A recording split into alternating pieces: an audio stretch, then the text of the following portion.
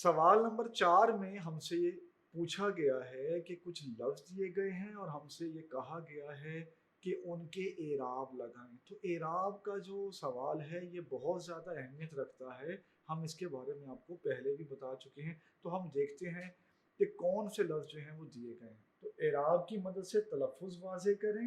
लफ्ज़ दिए गए हैं बरसात, लहलहाहट, गुलज़ार, सुबहान और झमझमाहट। तो हस्बे रिवायत जैसे हम आपको ये कहते आए हैं कि आप बड़े बड़े हरूफ में इन अल्फाज को लिख लें मुनासिब फासले के साथ, ताकि आपको भी समझने में आसानी हो और अगर कोई दोस्त आपकी मदद लेता है, कोई क्लास फेलो आपकी मदद लेता है, उसको भी आसानी से समझ आ जाए कि आपने इराब किस तरह लगाए हैं और टीचर को भी चेक करने में आसानी हो। तो आइए हम बारी बारी तमाम अल्फाज के इराब लगाते हैं। तो इस सिलसिले का पहला लफ्ज़ है बरसात। बे पर आप ज़बर लगा देंगे और रे साकिन है। बर, सीन पे ज़बर, अलिफ साकिन, बरसा और ते भी जो है वो साकिन है। तो ये लफ्ज़ बन जाएगा बरसात। इससे अगला लफ्ज़ है लहलहाहट। आइए उसके इराब लगाते हैं। तो लहलहाहट में आप लाम पर ज़बर लगाएंगे, हे साकिन है। फिर लाम पर ज़बर, हे पर ज़बर, अलिफ साकिन, लहलहा, फिर हे पर ज़बर और ते जो है साकिन है। आपके ज़हन में ये सवाल पैदा हो सकता है कि सर आप बोल तो रहे हैं लहलहाहट, लह आप कह रहे हैं, लेकिन आपने हमें एराब में ज़बर लगवा दी है। ज़बर की आवाज़ आमतौर पे लह की होती है। तो सर ये क्या है? आवाज़ जो है वो लह की है और मौजूद उस पर ज़बर है। तो हम आपको इस सिलसिले में पहले भी बता चुके हैं। जैसे एक लफ्ज़ हमने गालिबन हम्द में जो है एक लफ्ज़ आया था महरम। तो हमने आपको बताया था कि महरम में मीम पर ज़बर है, लेकिन आवाज़ जो है वो मह की नहीं है, मह की है। क्यों? ऐसा क्यों है?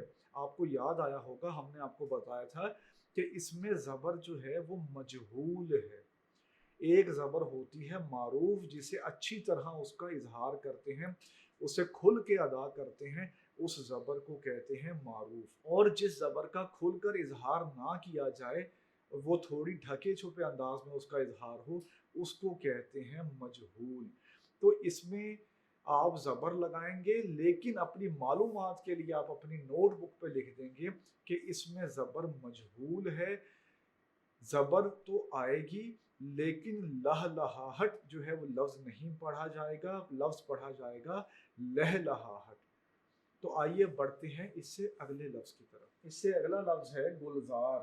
तो हमने उसे जुदा करके लिख दिया है ताकि अच्छी तरह वाज़ेह हो जाए। गाफ पर आप पेश लगाएं, लाम पे जज़्म का निशान, गुल, जे पर ज़बर, अलिफ साकिन, रे साकिन। ऐसे ये लफ्ज आपके सामने इसके एराब लग गए गुलजार। एक बात आप गौर कर रहे हैं, जो हर्फ अलिफ से पहले आता है उस पर जबर ही होती है। आप इन लफ्जों पे भी गौर कर लें और लफ्जों पे भी गौर कर लें। अलिफ से जो पहले लफ्ज है उस पे बिल उमूम जबर होती है। आइए बढ़ते हैं अगले लफ्ज की तरफ। तो इससे अगला लफ्ज है सुबहान।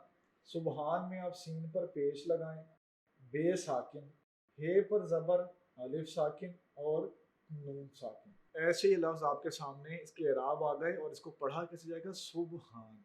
आइए बढ़ते हैं आखिरी लफ्ज की तरफ। तो आखिरी लफ्ज इस सिलसिले का है झमझमाहट।